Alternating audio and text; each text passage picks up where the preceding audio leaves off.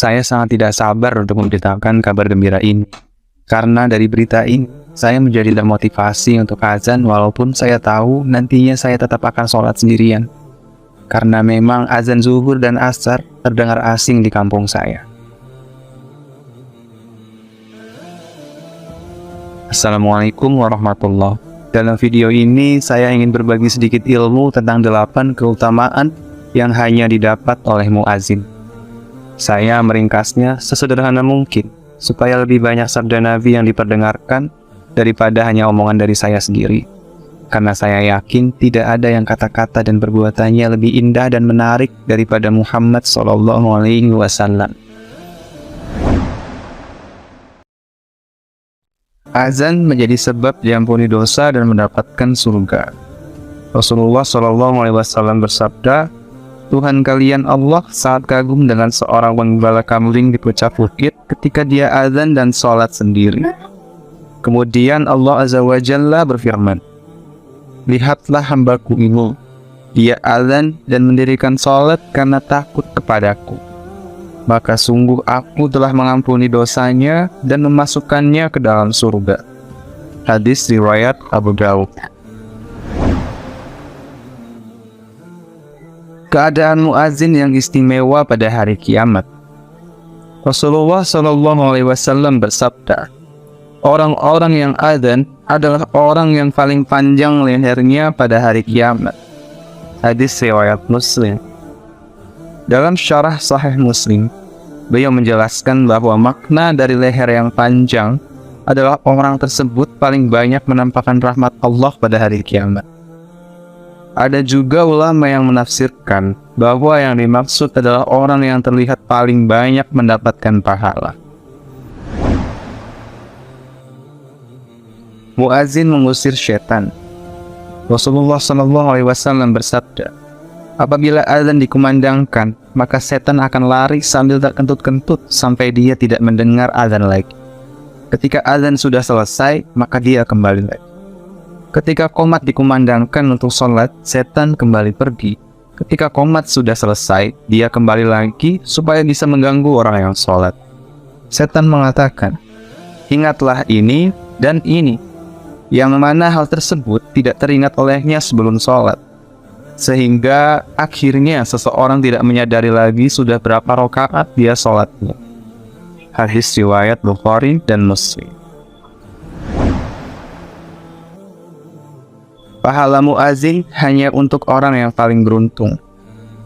Rasulullah SAW bersabda, kalau seandainya manusia mengetahui pahala yang ada pada panggilan azan dan saf pertama, kemudian mereka tidak bisa mendapatkannya kecuali dengan undian, maka pasti mereka akan mengundinya. Hadis riwayat Bukhari dan Muslim.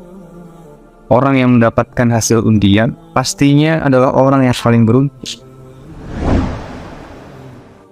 Segala sesuatu yang mendengar muadzin akan menjadi saksi pada hari kiamat.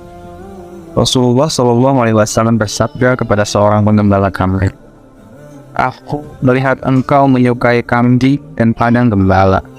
Bila engkau berada di antara kambingmu atau padang gembala, kumandangkanlah azan untuk sholat dan keraskan suara panggilanmu. Karena tak sesuatu pun, baik dari kalangan jin, manusia atau benda, mendengar sejauh suara muadzin, kecuali akan menjadi saksi baginya pada hari kiamat. Diriwayatkan oleh Al-Bukhari dari Abu Sa'id Al-Khudri. Muazin akan diampuni dosanya sejauh suaranya dan mendapatkan pahala orang-orang yang sholat bersamanya.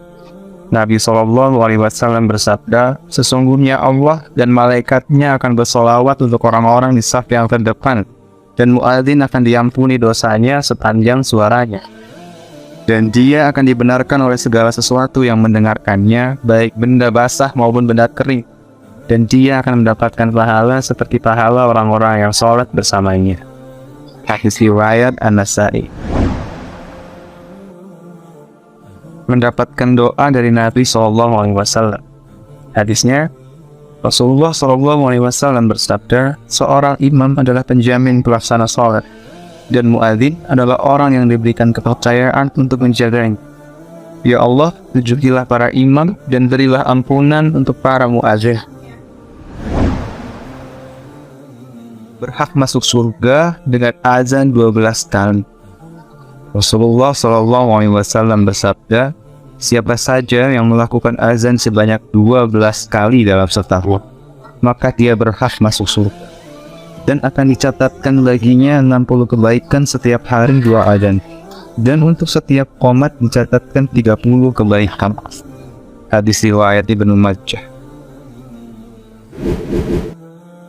Itulah 8 keutamaan yang hanya bisa dirasakan oleh mereka yang telah menunaikan amanah sebagai muadzin. Jangan ragu untuk melangkah maju dan menjadi muadzin di masjid-masjid terdekat. Mari berlomba-lomba adalah kebaikan dan jangan pernah berhenti untuk meningkatkan kualitas diri. Semoga informasi ini bermanfaat bagi kita semua. Terima kasih telah menonton video ini. Wassalamualaikum warahmatullahi wabarakatuh.